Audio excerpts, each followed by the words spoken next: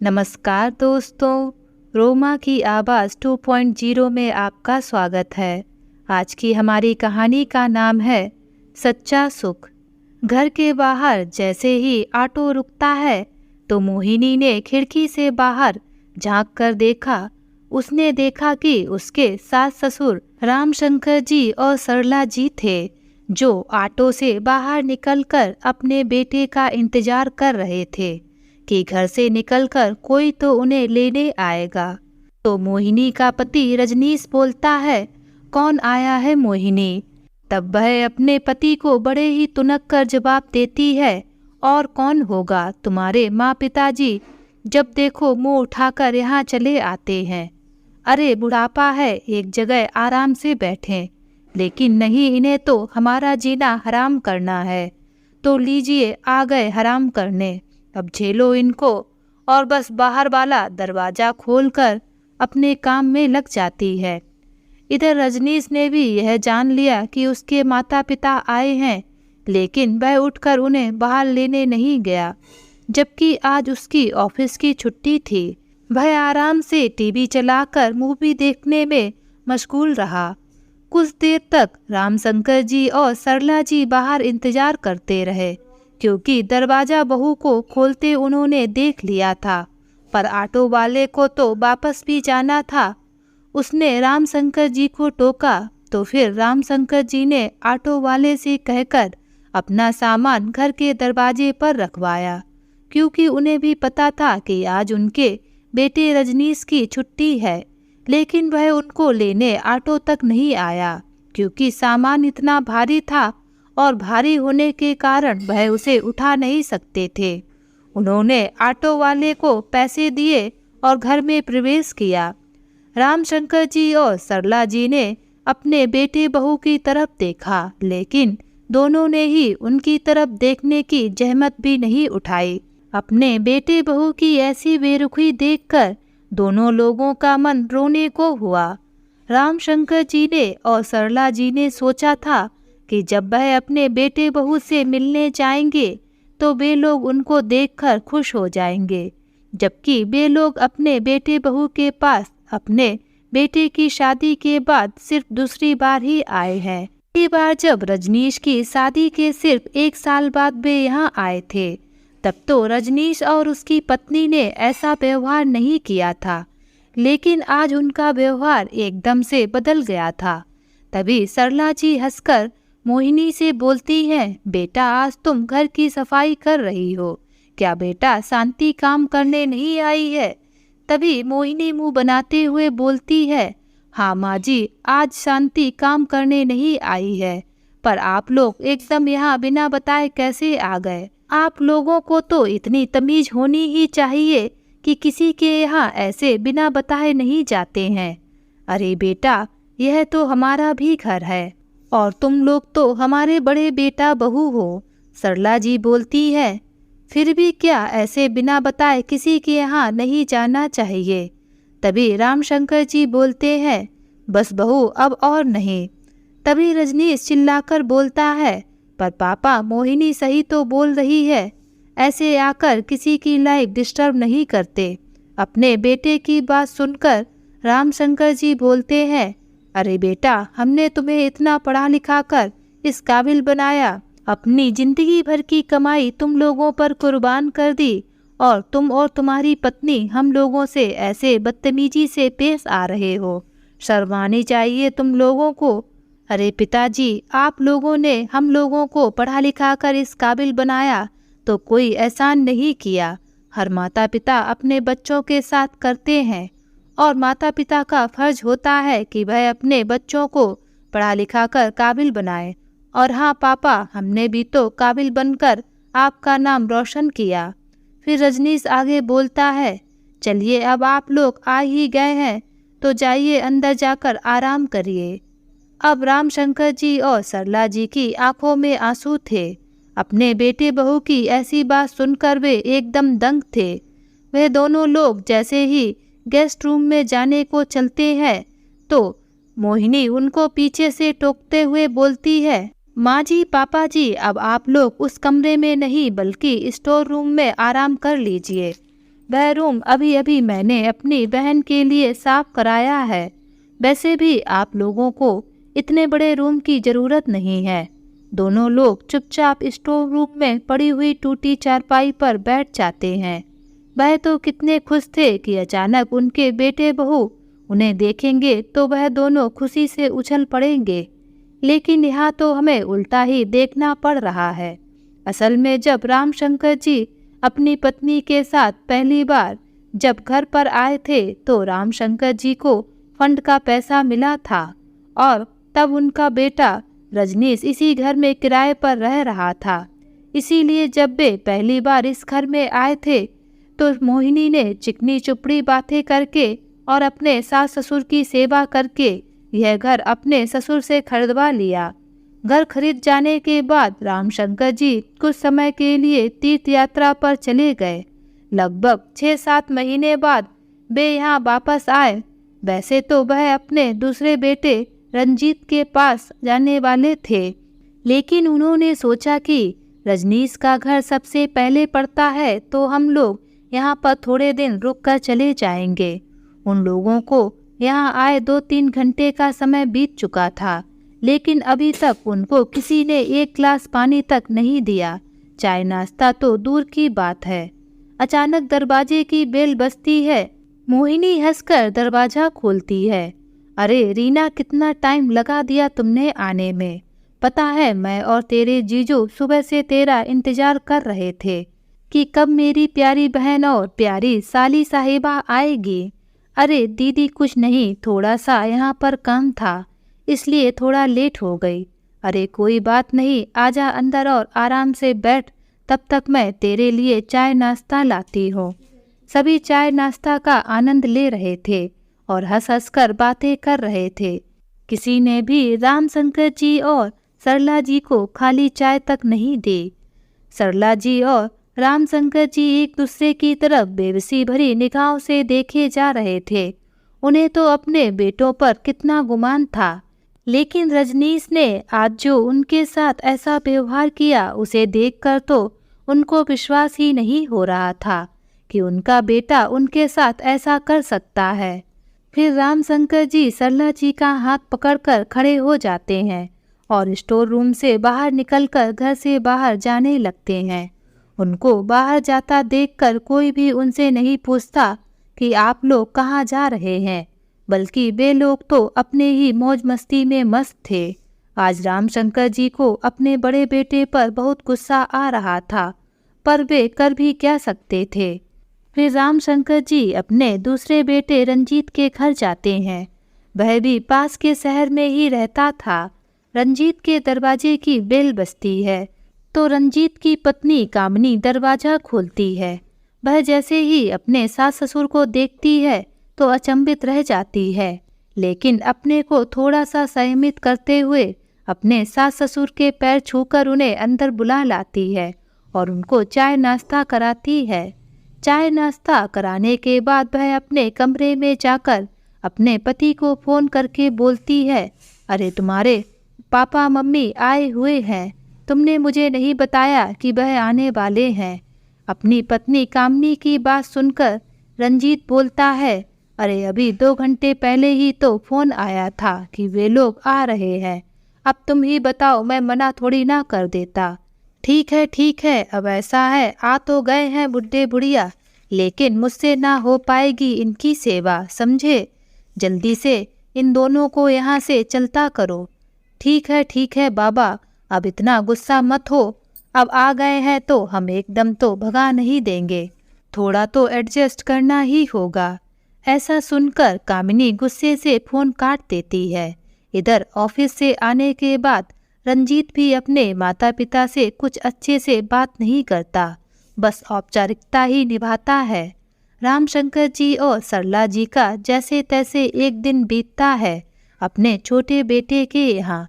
दूसरे दिन कामिनी अपनी सासू माँ कमला जी से बोलती है, माँ जी आपका बैठे बैठे यूँ टाइम तो पास होगा नहीं, थोड़ा घर का काम ही कर लीजिए। तो सरला जी बोलती है, हाँ बेटा क्यों नहीं, बुढ़ापे में भी हाथ पैर चलाना जरूरी है। तुम बताओ मुझे क्या करना है, मैं तुम्हारी सहायता कर दूंगी। अरे माँ, आज थोड़ा सा मेरे पैरों में दर्द हो रहा है, तो आप सिंक में पड़े बर्तनों को धुलकर रख दीजिएगा। साथ ही घर का झाड़ू पोछा भी नहीं हुआ है, उसे भी कर देना। ठीक है बेटा, तुम परेशान ना हो, मैं कर दूंगी। बेचारी सरला जी, जो अभी खुद ही तीर्थ यात्रा करके आई थीं और जहाँ उन्हें वे ऊंची ऊंची चढ़ाइयाँ करनी पड़ी थीं, वहाँ उनके पैरों में खुद दर्द हो रहा था, लेकिन उन्होंने अपनी बहू से कुछ ना कहा। वह खुद ही जैसे तैसे बर्तन धुलकर रखती हैं, फिर बाद में झाड़ू पोछा भी करने लगती हैं। इधर कामनी तो बड़े मज़े से अपने फ़ोन पर माँ से बतियाने में लगी थी। वह फ़ोन पर अपनी माँ से बोल रही थी, अरे माँ, आपके दिमाग का जवाब नहीं, मैं तो बेकार में इन बुढ़े बुढ़िया के आने से परेशान हुई जा रही थी। आपने तो बहुत अच्छा दिमाग लगाया। आपके कहने पर मैंने बर्तन वाली और झाड़ू पोछा वाली बाई की छुट्टी कर दी। कम से कम काम वाली बाइयों का पैसा तो बचेगा। इधर जैसे तैसे सरला जी ने पोछा लगाया और अपने कमरे में आराम करने चली गईं और उनकी आंख लग गई। जब रामशंकर जी ने भी सरला जी को सोते हुए देखा तो वे भी थोड़ा सो गए। जब उनकी आंखें खुली तो दोपहर के 3 बज चुके थे। उन्होंने सरला जी को उठाया और बोले, थोड़ा भूख लग रही है, जरा देखो बहू ने खाना बनाया है कि नहीं।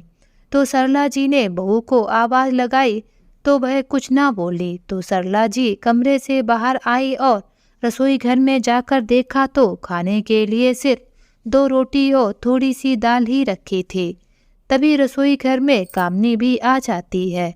तो सरला जी पूछती है, बेटा, तेरे पापा जी को और मुझे भूख लगी है, पर यहाँ तो 2 रोटी और थोड़ी सी दाल ही बची है। अपनी सासू माँ की बात सुनकर कामनी बोलती है, अरे माँ जी, वह मुझे ज़्यादा खाना बनाने की आदत नहीं है ना, और वैसे भी बुढ़ापे में ज़्यादा नहीं खाना चाहिए।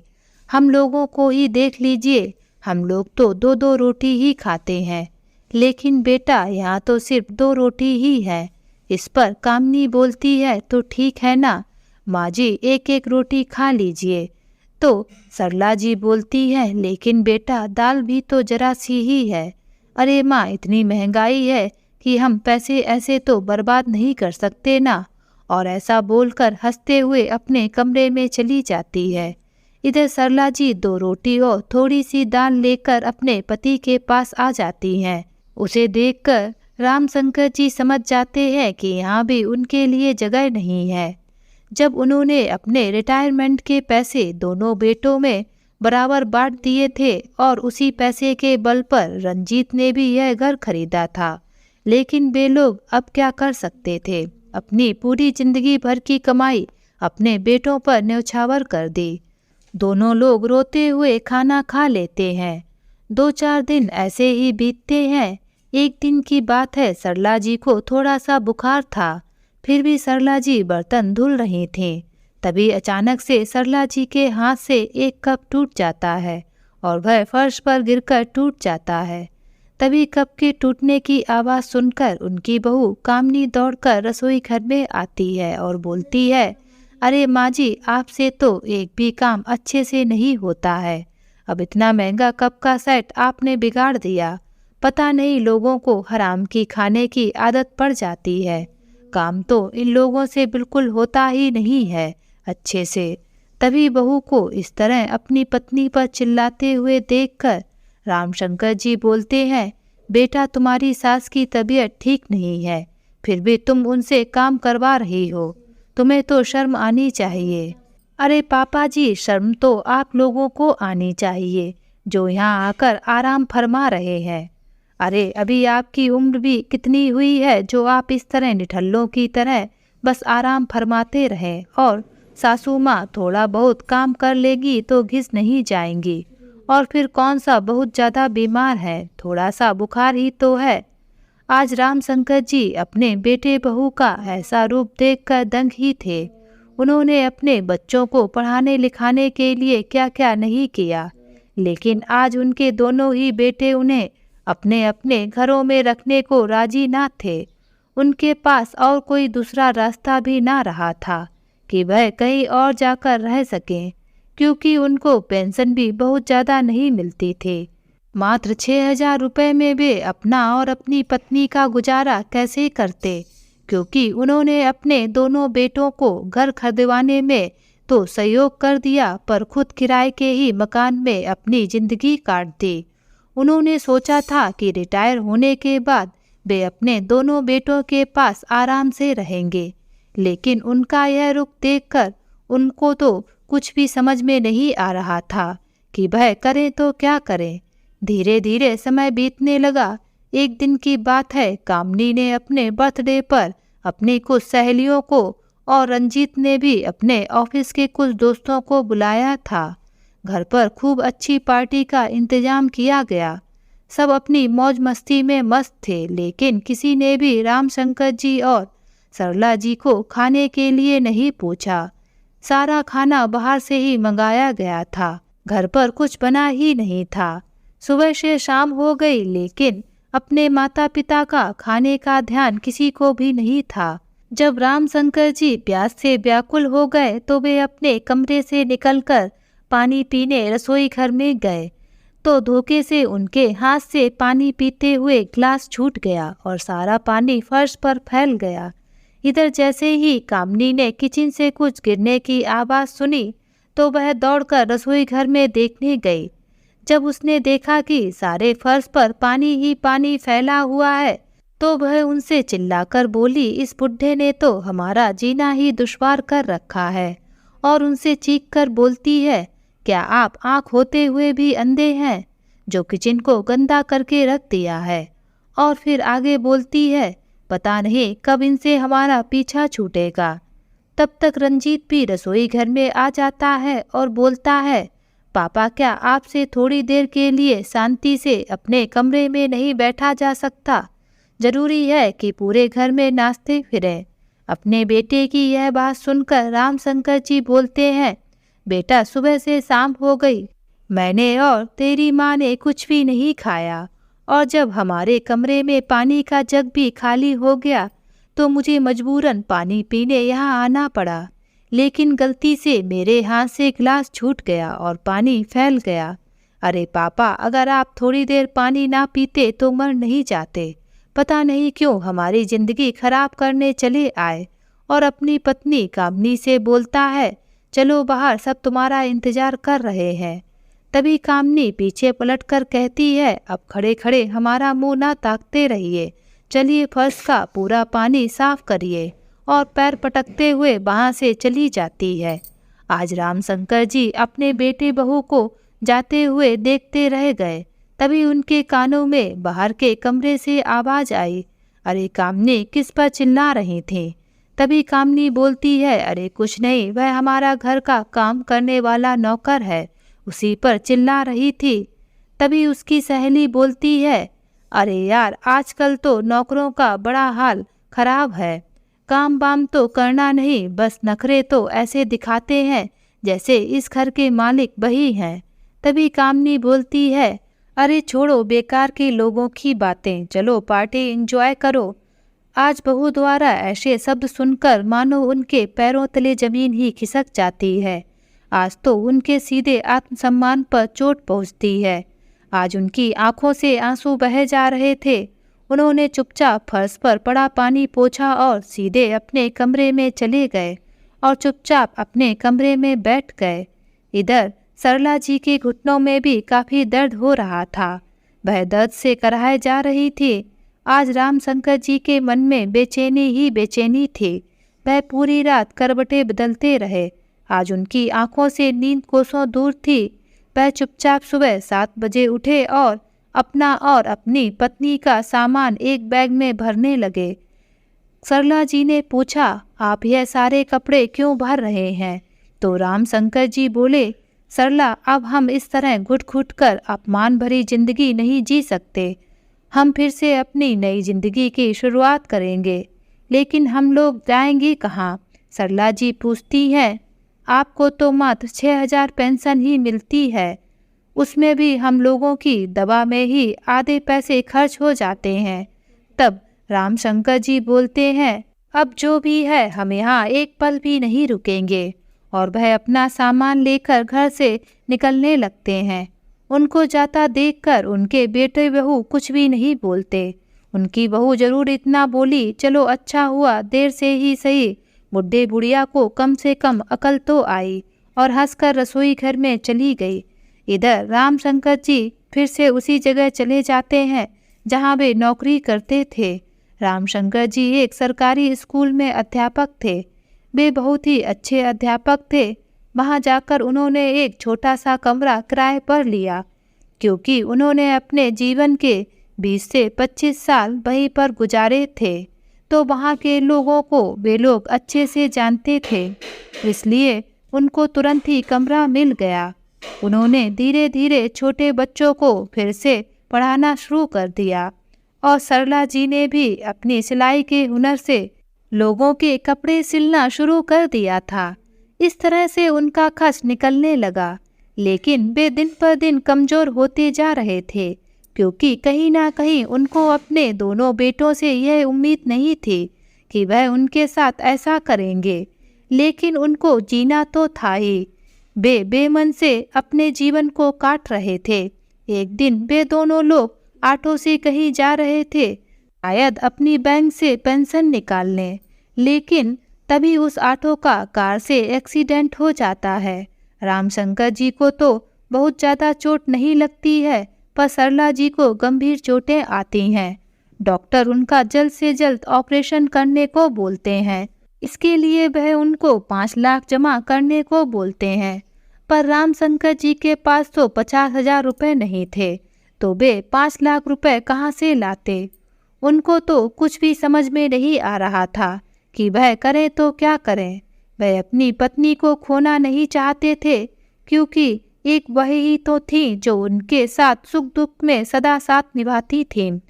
कुछ समय विचार कर रामशंकर जी ने अपने बड़े बेटे रजनीश को फ़ोन लगाया। जैसे ही रजनीश फ़ोन उठाता है तो रामशंकर जी अपने बेटे से बोलते हैं, बेटा तेरी माँ का और मेरा एक्सीडेंट हो गया है। मुझे ज़्यादा चोट नहीं आई है, पर तेरी माँ को ज़्यादा चोट लगी है। उसकी हालत गंभीर है बेटा, अगर कुछ पैसों की व्यवस्था हो जाए तो तेरी माँ की जान बच जाएगी। रामशंकर जी जितना बेचारे बोल नहीं रहे थे, उससे ज़्यादा रोए जा रहे थे। तभी उधर से उनका बेटा रजनीश बोलता है, अरे पापा आप तो जानते ही हैं कि मैं आजकल बहुत व्यस्त रहता हूँ।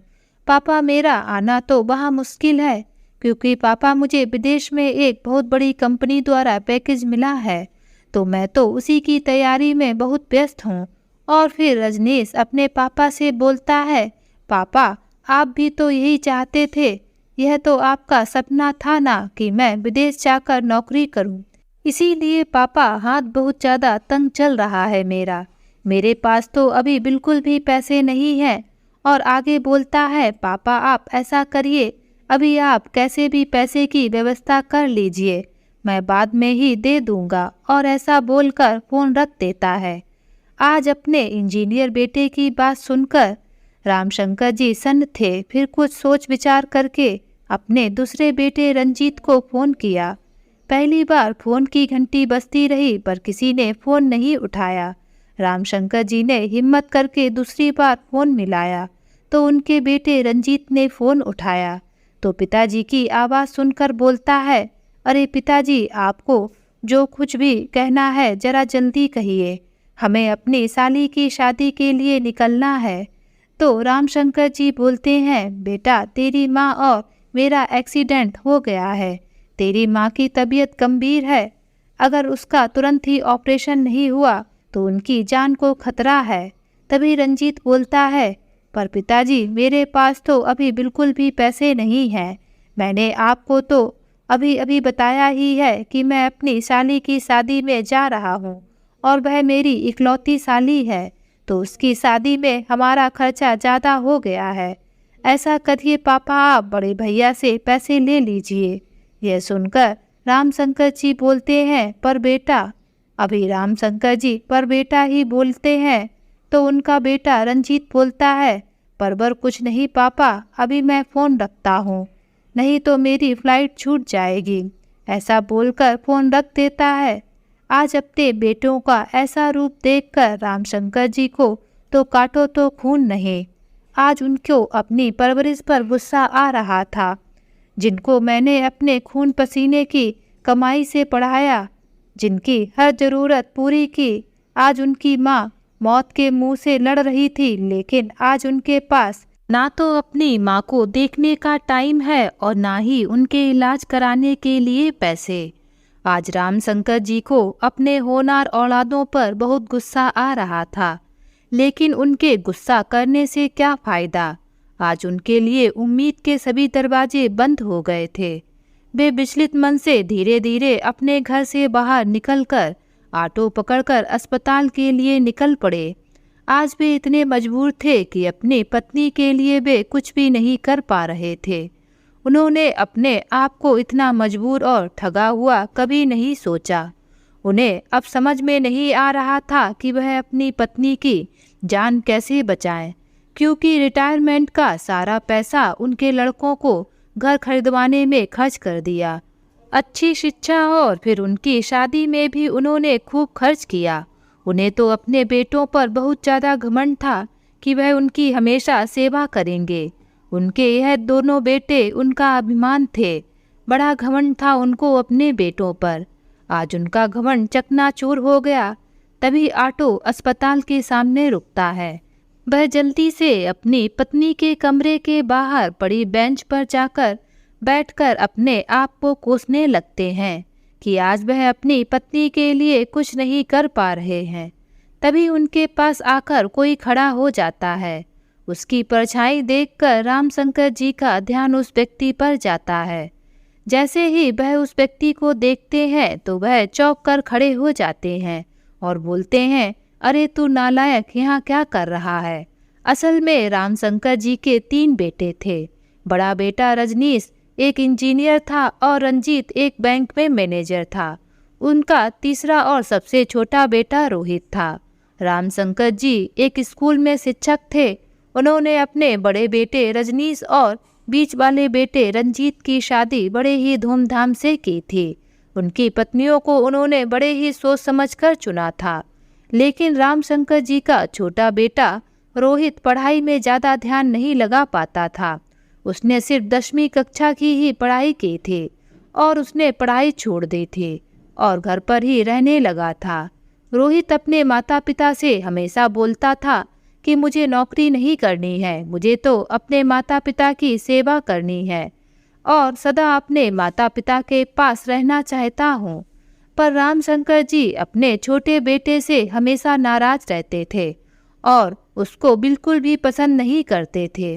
वे अपने बेटे को हमेशा नालायक नालायक कहकर बुलाते थे। लेकिन उनके दोनों बड़े बेटे अपने पिता के बड़े आज्ञाकारी थे। वे दोनों अपने पिता से कभी भी गलत बात पर बहस नहीं करते थे। लेकिन उनका छोटा बेटा रोहित अपने पिता से गलत बात पर भी बहस कर जाता था। इसीलिए रामशंकर जी उसे बिल्कुल भी पसंद नहीं करते थे। जब रामशंकर जी रिटायर हुए तो उन्होंने अपने फंड के पैसों से दोनों बेटों को घर खरीदवा दिया। लेकिन उनके गांव में सिर्फ 2 बीघा जमीन थी। जब रामशंकर जी को लगा कि उनका छोटा बेटा सुधरने वाला नहीं है तो उन्होंने उस 2 बीघा जमीन को अपने छोटे बेटे रोहित को दे दी और उसे वहां भेज दिया। लेकिन रोहित वहां जाना नहीं चाहता था। वह अपने माता पिता के साथ रहना चाहता था।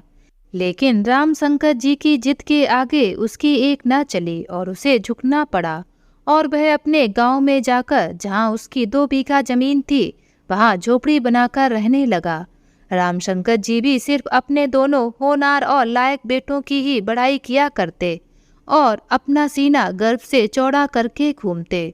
उन्हें अपने दोनों बेटों पर बड़ा ही गर्व होता, पर वह अपने नालायक बेटे का जिक्र भी ना करते। सरला जी कभी अपने बेटे रोहित की बात करती भी तो वह उनको चिल्लाकर चुप करा देते। वे अपने छोटे बेटे से कोई भी रिश्ता नहीं रखना चाहते थे और कोई पड़ोसी अगर उसका जिक्र करता तो वह उससे बोलते कि हमारा उससे कोई रिश्ता नहीं है। आज वही नालायक बेटा उनके सामने खड़ा था। उसको देखकर रामशंकर जी चौंक कर बोलते हैं, तू यहाँ पर कैसे? तो रोहित बोलता है, मुझे पड़ोस के अंकल जी ने फ़ोन करके बताया था कि आप लोगों का एक्सीडेंट हो गया है। लेकिन उनके पास तेरा नंबर कैसे? मैंने ही उनको दिया था। पापा, मैं आप लोगों का हालचाल पूछता रहता था। आज उन्होंने फ़ोन करके बताया कि आप लोगों का एक्सीडेंट हो गया है, इसलिए मैं यहाँ पर भागकर चला आया। उसने अपने पापा के पैर छुए और रोते हुए बोला, पापा, आपने अपने इस नालायक बेटे को क्यों नहीं बताया? पर मैंने भी आप लोगों के पीछे खबरी छोड़ रखे हैं। जैसे ही मुझे पता चला आप लोग तकलीफ में हैं, तो मैं भागकर चला आया। रामशंकर जी के विरोध के बावजूद उसने उनको एक बड़े अस्पताल में इलाज के लिए भर्ती कराया। अपनी मां सरला जी का अच्छे से ऑपरेशन कराया और अपनी मां को खून भी दिया, क्योंकि उसका ब्लड ग्रुप और सरला जी का ब्लड ग्रुप एक ही था। उसने अपनी मां की दिन रात बड़े ही मन से सेवा की, उनको किसी भी चीज की कमी नहीं होने दी। जब उसकी मां बिल्कुल ठीक हो गई तो रोहित अचानक से फिर से गायब हो गया। तो रामशंकर जी फिर से उसके बारे में बुरा सोचने लगे, लेकिन 2-3 दिन के बाद ही फिर से वह वापस आ गया और अस्पताल से छुट्टी कराकर उन लोगों को घर ले गया। रामशंकर जी ने पूछा कि अस्पताल का कितना खर्च हुआ, तो वह बोला, अरे पापा, इस अस्पताल में मेरा एक दोस्त काम करता था, इसलिए इस अस्पताल में उसने बताया था कि महीने में 1 लोगों का फ्री में इलाज होता है, इसलिए मैंने उससे बात करके माँ का ऑपरेशन फ्री में करा दिया और फिर 2-4 दिन के बाद फिर से अपने गांव वापस चला गया। धीरे धीरे समय बीता, ना जाने क्यों रामशंकर जी को अपने नालायक बेटे की याद सताने लगी। उन्होंने सोचा क्यों ना एक बार जाकर अपने नालायक बेटे को देख आए। इसीलिए एक दिन सुबह सुबह रामशंकर जी और सरला जी गांव को निकल पड़ते हैं। दोनों लोग अपने गांव के खेत पर पहुंचे तो उन्होंने देखा कि उन खेतों पर कोई दूसरा काम कर रहा था और पास ही बनी झोपड़ी पर ताला लगा था। तो जो व्यक्ति वहां पर खेत में काम कर रहा था, तो उन्होंने उसके पास जाकर पूछा कि यहाँ तो उनका बेटा रोहित रहता था और उन खेतों पर मेरा बेटा ही काम करता था, तो आप यहाँ पर कैसे? तो वह व्यक्ति बोलता है, यह खेत अब मेरे हैं। तो रामशंकर जी चौंक कर बोलते हैं, क्या बोल रहे हैं आप? यह तो खेत मैंने अपने बेटे के नाम किए थे। और चौंक कर अपनी पत्नी से बोलते हैं, देखा वह नालायक बेटा तुम्हारा सुधरने वाला नहीं, जरूर खेत बेचकर पैसे उड़ा दिए होंगे। लेकिन तभी वह व्यक्ति बोलता है, अरे नहीं साहब, वह तो बहुत ही अच्छा लड़का था, भगवान उसके जैसा बेटा तो हर किसी को दे। पता है, उसकी माँ की तबीयत बहुत ज़्यादा खराब थी, शायद उनका भयंकर एक्सीडेंट हो गया था। उसके पास पैसे नहीं थे तो उसने अपने सारे खेत बेच दिए कि उसे अपनी माँ का इलाज किसी भी कीमत पर करवाना है, और वह बेचारा अपने रोजी रोटी के लिए शहर चला गया। बस यह झोपड़ी ही बेचारे के पास रह गई है। यह रही उसकी चाबी, बोला था चाचा इसकी देखभाल करते रहना। आज तो रामशंकर जी को अपनी ही सोच पर घिन आ रही थी। वह चाबी लेकर उस झोपड़ी का ताला खोलते हैं तो देखते हैं कि उसने अपने भगवान जी के पास अपने माता पिता की तस्वीर भी रख रखी है। और जैसे ही झोपड़ी में अंदर घुसते हैं तो उन्हें एक मेज पर लिफाफा दिखाई पड़ता है। तो रामशंकर जी उस लिफाफे को खोलकर देखते हैं, जो कि अस्पताल का बिल था, पूरा का पूरा 6 लाख का। तब रामशंकर जी अपनी पत्नी से बोलते हैं, पता है तुम्हारा छोटा बेटा वास्तव में नालायक ही है, लेकिन आज उसको नालायक बोलते हुए उनकी आंखों में आंसू थे। वे धम से पास पड़ी चारपाई पर बैठ जाते हैं। सरला जी की भी आंखों में आंसू बह रहे थे। तभी रामशंकर जी चिल्लाकर बोलते हैं, सरला, तुम्हारा बेटा नालायक के साथ झूठा भी था। अचानक वे चीख कर रोने लगे, तू कहाँ चला गया अपने पापा को छोड़कर? एक बार तो मेरा नालायक बेटा अपने पापा के पास आ जा, फिर कभी अपने से दूर नहीं जाने दूंगा। इधर सरला जी के भी आंसू बहे जा रहे थे अपने नालायक बेटे के लिए। वे लोग दुखी मन से अपने शहर वापस आ जाते हैं। अब तो रह रहकर रामशंकर जी को अपने नालायक बेटे की याद आने लगी, जिस बेटे को हमेशा वह चिल्लाते और धिक्कारते ही रहते थे और जिसको मिलवाने में उनको शर्म महसूस होती थी और जिसकी शक्ल वे देखना ही नहीं चाहते थे, आज उसी बेटे को मिलने के लिए वे तड़प रहे थे। लगभग 1 महीना ऐसे ही बीत गया।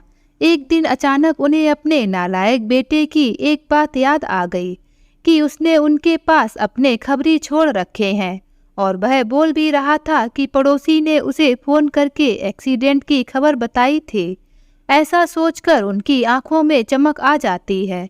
वह दौड़कर उस पड़ोसी के पास जाते हैं और उस पड़ोसी से अपने बेटे के बारे में पूछते हैं। तो वह पड़ोसी बोलता है, हाँ, आपका बेटा हर रोज मेरे पास फोन करके आप लोगों की खबर लेता रहता है।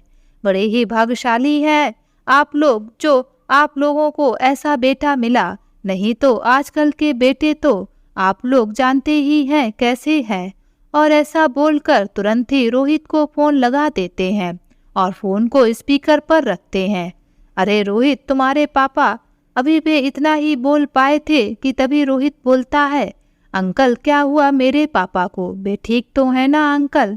अरे बेटा, तुम्हारे पापा ठीक है, लेकिन तुम्हारे लिए बहुत परेशान हैं। तभी रोहित बोलता है, नहीं अंकल, मेरे पापा मेरे लिए परेशान नहीं हो सकते। मैंने तो उनको बहुत दुख दिए हैं, आप ऐसे झूठ मत बोलिए। तभी रामशंकर जी बोलते हैं, अरे नालायक, तू पूरा का पूरा नालायक ही रहेगा। अगर कल तू मेरे पास नहीं आया तो मुझसे बुरा कोई नहीं होगा, समझा?